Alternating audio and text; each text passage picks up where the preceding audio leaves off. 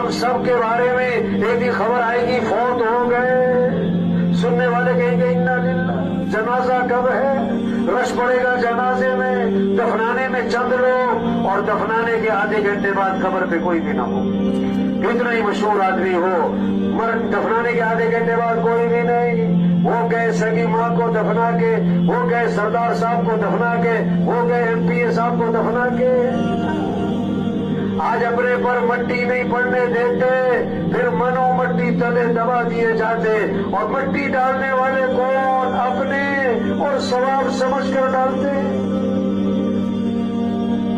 आज जमीन पर चल रहे, फिर जमीन में दफन हो जाएंगे। हाँ, 500 की जूती 5000 की, आगे सब नंगे पांव। 5000 का सूट, 50,000 का कफन, सबका एक है। 2 मरले का मकान, 4 कनाल का बंगला,